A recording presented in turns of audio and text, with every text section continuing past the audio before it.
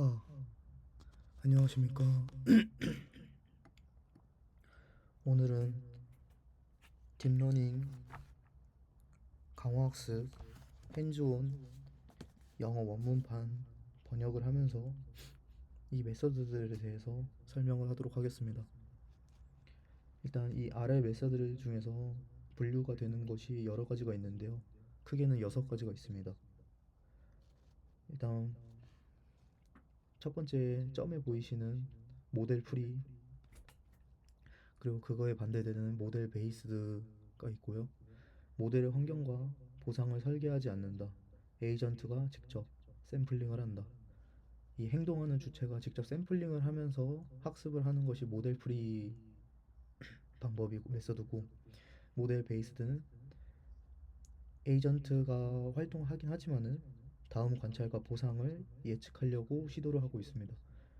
모델 프리 같은 경우에는 환경을 주어지긴 하지만 환경에 대한 값을 계산하는 것이 아니라 직접 샘플링을 하는 것이고요. 모델 베이스드는 직접 샘플링을 하기 전에 관찰과 보상을 예측을 하면서 학습을 하는 거라고 보면 되겠습니다. 빨간색으로 적은 것이 모델 프리 영역입니다. 예를 들었는데요. 빨간불일 때 섰더니 사고가 안 났다. 빨간불일 때 지나쳤더니 사고가 났다. 이렇게 행동을 하면서 이러한 결과나 보상을 보고 그대로 그 관찰을 샘플링하는 것을 모델 프리 메서드라고 합니다. 모델 베이스드는 빨간불일 때 차들이 멈추고 초록불일 때는 차들이 움직인다. 이런 사회에 대한 규칙성이나 이러한 정책들에 의해서 환경이 예측이 될 수 있기 때문에 그걸 기반으로 한 게 모델 베이스드라고 하는 것입니다. 그 다음 메서드는 폴리시 베이스드와 밸류 베이스드, 이렇게 두 가지가 있습니다. 폴리시 베이스드는 매 스텝에서 에이전트가 액션을 취할지 근사화해주는 것. 정책은 행동의 정규분포로 나타내진다. 그리고 밸류 베이스드는 행동의 확률 말고 에이전트가 뭐든 할 수 있는 행동의 가치를 계산하고 그중 가장 높은 가치를 가져오는 액션을 선택한다 라고 보시면 되겠습니다. 이 폴리스 베이스드는 자신이 전략을 짤 때 이렇게 이 방향으로 공부를 하거나 학습을 방향을 잡아야겠다 라고 하는 것이 이제 폴리시 베이스드라고 보시면 될 것 같고요. 밸류 베이스드는 자신의 지금 상태에서 어떠한 행동을 하는 것이 제일 이득인 것 같다 라고 판단을 한 것이 밸류 베이스드라고 생각하시면 되겠습니다. 그리고 온 폴리시 정책이라는 게 있는데, 이거는 걷는 법을 배우기 위해 직접 걷는 걸 겪으면서 배우는 것. 모델 프리와 약간 비슷한 느낌이긴 하지만은 이 온 폴리시라는 거는 자신이 겪은 거를 직접 샘플링하고 학습을 하면서 진행을 하는 거고, 오프 폴리시라는 거는 그 전에 다른 관측값이나 데이터들을 가지고 그걸 참고하고 학습하는 것이라고 생각하시면 되겠습니다. 그리고 지금 장에 나와 있는 거는 크로스 엔트로피 메서드에 대해서 이제 알아보려고 하는데요. 크로스 엔트로피 메서드는 모델 프리이면서 폴리시 베이스드, 그리고 온 폴리시 정책입니다. 일단 실용적인 크로스 엔트로피는 이제 기억해야 될 것이, RL에선 매우 중요하면서 까다로운 것은 에이전트입니다. 에이전트는 가능한 한 많은 보상을 환경과 작용하면서 축적하려고 합니다. 이 강화학습의 기본 개념은 가장 보상이 많은 액션을 취하려고 하는 것이기 때문에 이걸 계산하는 것이 매우 까다롭다라는 이 말입니다. 실용적인 측면으로는, 실용적인 측면이라는 것이 이제 실제 상황 이론적인 부분이 아니라 저희가 이제 해결해야 될 측면은 에이전트들의 환경으로부터 나오는 액션을 비선형 학습 함수에서 관찰값을 입력받아 출력으로 액션을 매핑하는 거라고 생각하시면 되겠습니다. 간단하게 도식화하면은 관찰값을 받아서 이 펑션이라는 비선형 학습 함수 플러스 뭐 선형 함수를 이렇게 통해서 그 다음에 액션이라는 값을 매핑을 하는 거라고 생각하시면 되겠습니다. 세부사항은 출력값은 메서드에 달려 있습니다. 이전 섹션에서 보았던 밸류 베이스드 그리고 폴리시 베이스드 가치 중점적이냐 정책 중점적이냐 라고 보실 수가 있는데요. 만약에 가치 중점적이라면은 이 아래에 보시다시피 그냥 액션이 될 것이고, 폴리시 베이스는 이 아웃풋이 폴리시로 나올 것입니다. 첫 번째 관측값으로 인풋이 들어가고요. 그 다음에 이제 중간에 n는 뉴럴 네트워크의 약자입니다. 뉴럴 네트워크 펑션이 거쳐지게 되면서 학습 함수로 거쳐지게 되면서 아웃풋이 나오게 되는데, 이 아웃풋이 액션을 취하지만 이 크로스 엔트로피 방식에서는 폴리시 베이스드와 온 폴리시 정책이기 때문에 이 폴리시 정책이라는 것에 액션을 출력하는 것으로 보시면 되겠습니다. 만약에 밸류 펑션이라면 그냥 액션, 이 정책 함수가 아닌 그냥 액션의 제일 높은 값만 나오면 된다고 생각하시면 되겠습니다. 일단 크로스 엔트로피의 성격입니다. 환경의 무작위성 그리고 에이전트가 액션을 취하려는 방식 때문에 이 몇몇째 에피소드는 다른 것들보다 매우 좋아집니다. 이 말이 무엇이냐면, 에피소드를 계속 돌리면서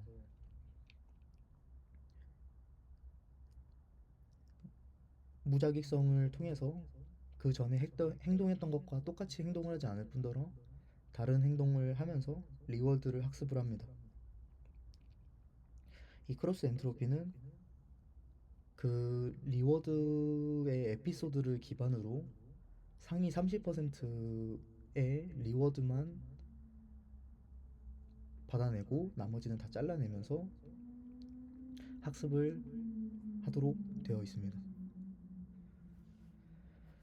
크로스 엔트로피의 이제 6가지에서 5가지 스텝이 있는데요. 자, 첫 번째는 환경과 모델을 활용해서 n번의 에피소드를 시행을 합니다. 두 번째 스텝은 모든 에피소드들의 리워드를 계산을 하고 보상의 기준을 결정합니다. 전체 보상 중에 50% 백분위 아니면 70% 백분위를 선택하고, 이것은 모델링 하는 사람의 마음입니다. 세 번째 스텝, 보상 기준 아래에 있는 에피소드들을 모두 버린다. 아까 말씀드렸다시피 기준점에 해당하지 않는 보상들은 전부 다 그냥 날립니다. 배드 에피소드들은 전부 다 날립니다.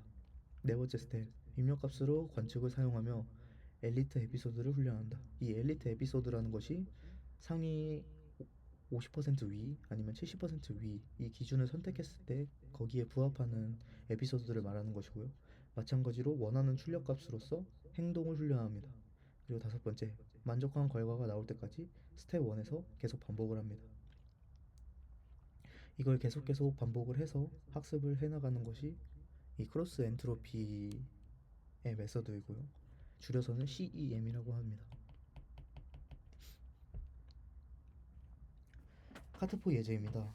일단 카트포 예제를 크로스 엔트로피로 실험을 하려고 하는데, 첫 번째로 이 상수들을 지정을 했습니다. 히든 사이즈는 히든 레이어의 뉴런수를 만들었고요.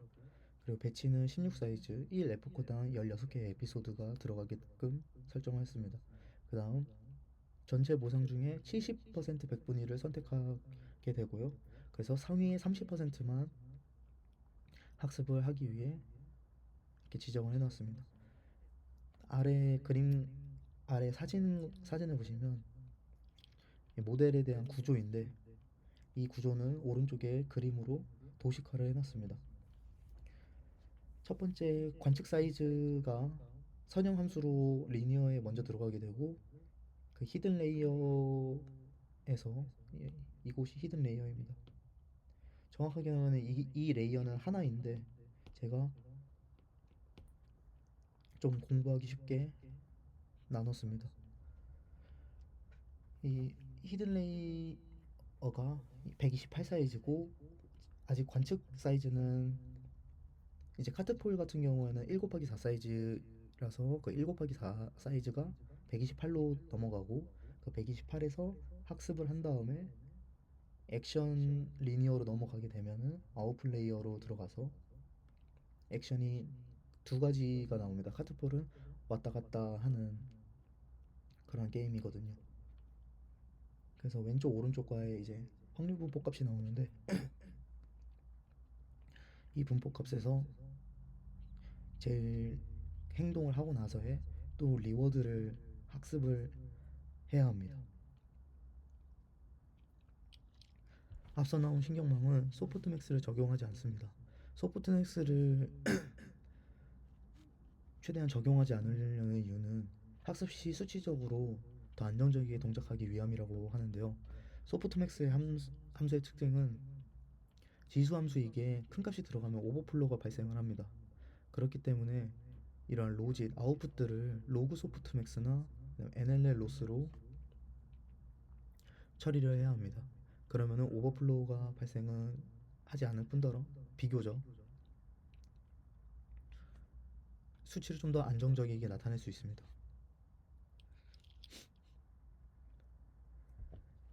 이 아래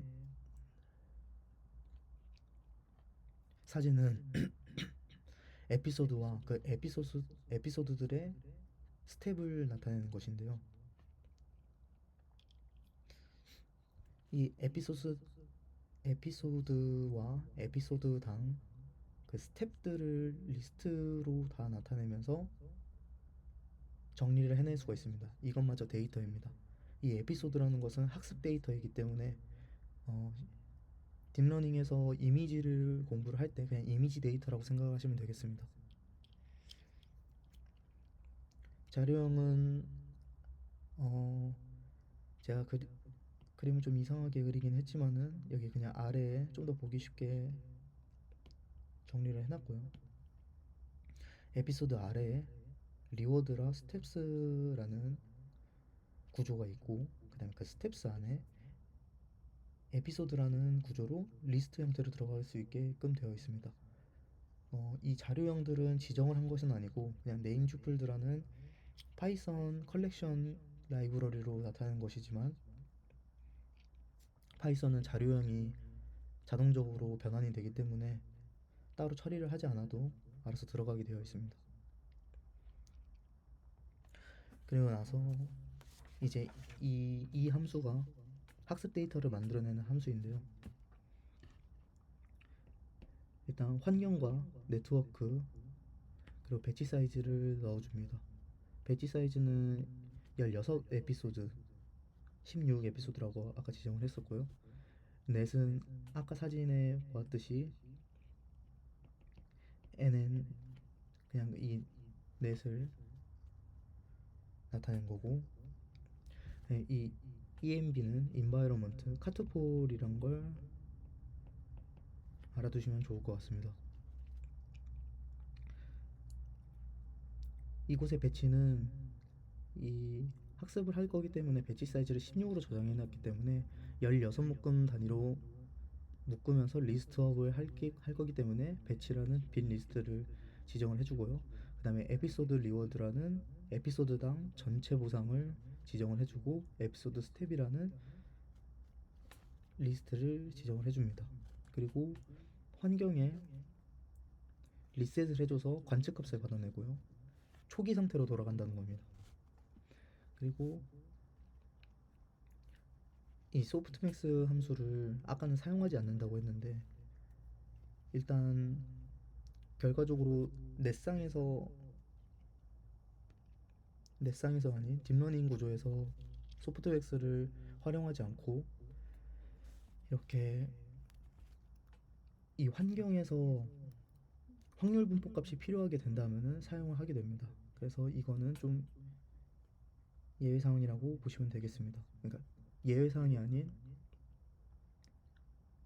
선택사항이라고 보시면 되겠습니다. 그리고 while true문으로 들어갑니다. 이제 이 관측값을 텐서 형태로 바꿔주고요.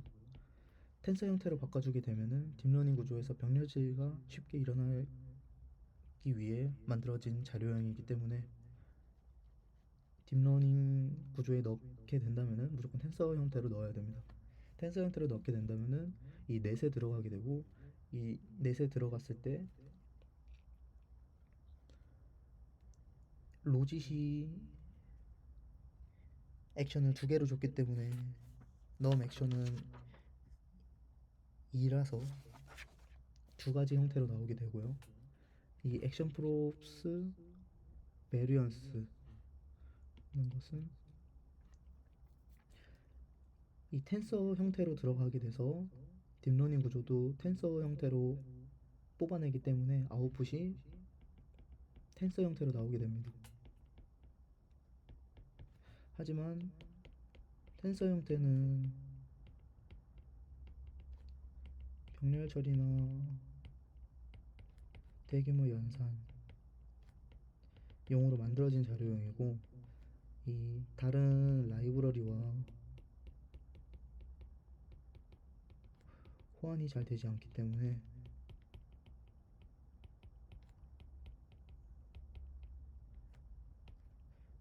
넌파이로 넌파이 자료형으로 바꿔줘서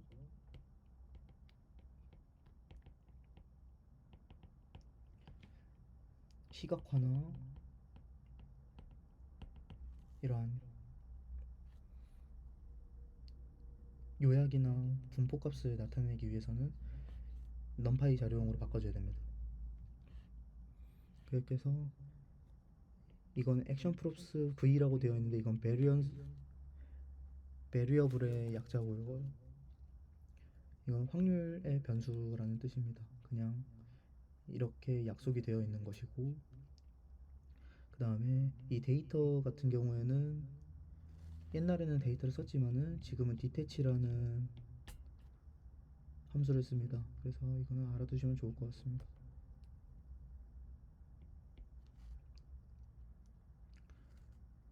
그리고 0번째를 말하는 건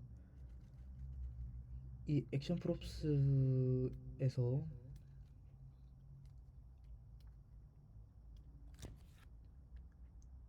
텐서 형태로 나타내기 때문에 0번째 축을 이용해서 개수가 나타내집니다. 그래서 이 개수를 분해시키기 위해서 그냥 0이라고 적어주게 된 거고요. 그렇게 되면 이제 확률 부호가 나옵니다. 그럼 이제 이 np.점 랜덤 초이스의 메서드를 통해서 이 액션 프롭스의 개수만큼 p는 확률이거든요. 그래서 액션 프롭스의 확률만큼 또 랜덤한 값을 뽑아내게 됩니다. 그 액션을 가지고서, 그 액션의 상태를 가지고서 이 인바이러먼트 스텝에 액션을 넣어주게 되면은 다음 관측값 1번, 그리고 리워드, 그리고 3번 끝났는지 안 끝났는지,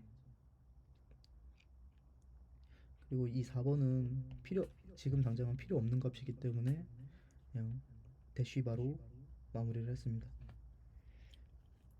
그리고 그 에피소드당 리워드를 다 더해줘야 되기 때문에 한 에피소드의 총 리워드 값을 알기 위해서 이 에피소드 리워드에 리워드 값을 다 더해주고요. 그 다음에 그 에피소드 스텝에 이 관측값과 액션을 더해주게 됩니다. 그러고 나서 만약에 끝났다면 이 한 에피소드가 끝나게 됐다면은 이 배치에 넣어주게 되고요. 그 넣어주게 됐을 때 에피소드 리워드는 다시 초기화를 하고, 그 다음에 에피소드 스텝도 다시 초기화를 합니다. 그리고 다음 관측값도 다시 초기화를 해서 처음부터 다시 돌아가는 Y문 첫 번째로 돌아갈 수 있게끔 만들고요. 그리고 이 if문을 통해서 배치 사이즈 16이 된다면은 이 배치의 리스트가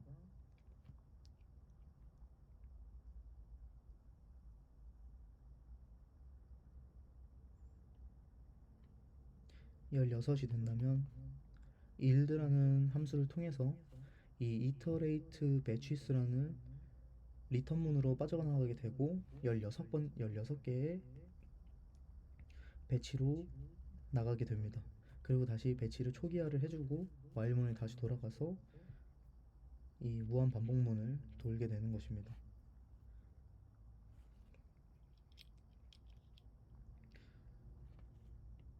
이렇게 해서 이 크로스 엔트로피 메서드 과정에서의